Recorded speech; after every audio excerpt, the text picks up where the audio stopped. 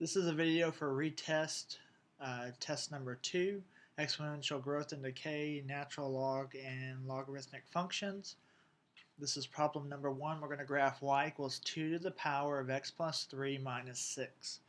First thing we want to be able to do is look at the equation and identify it as growth or decay. So what we want to be able to do is look and find the b value, and you can find the b by looking for the exponent. So I see an exponent of x plus 3, so this 2 is my base, that is b. So we know that b equals 2. If b is greater than 1, we have what's called growth. If b is less than 1 but greater than 0, we have decay. So we know that this will be a growth function. And your basic growth function has an asymptote at y equals 0. So here's the y-axis. This is the point 0, so the horizontal asymptote cuts right through here.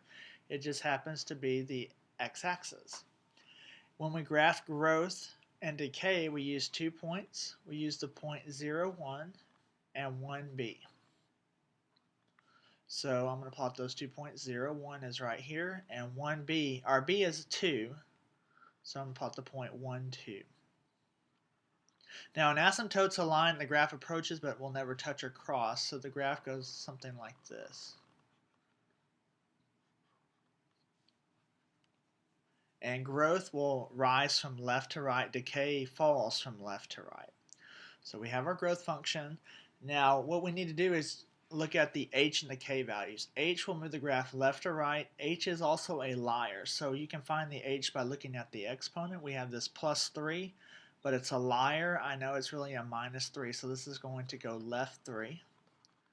And then your k is the number on the very end, which in our situation is a minus 6, so it's going to go down 6. The k will tell the truth. So I'm going to take each point, and I'm going to move them down 6 and left 3, and that will give me the graph of y equals 2 to the power of x plus 3 minus 6. I'm going to take the asymptote first and move it down 6. 1, 2, 3, 4, 5, 6. So here's our horizontal asymptote.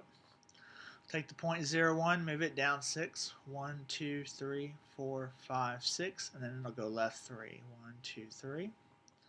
Take the point 1, 2, move it down 6. 1, 2, 3, 4, 5, 6, and left 3.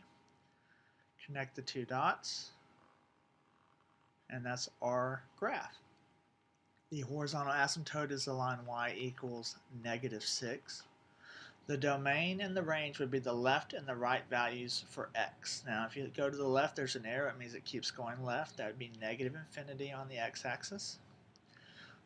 On the right side,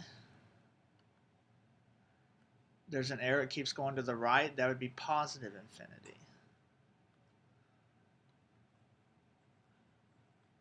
So our domain is negative infinity to infinity. The range is the bottom and the top of the graph. If you go to the very bottom of the graph, there's an asymptote there. That would be y equals negative 6. That's our bottom part of the graph.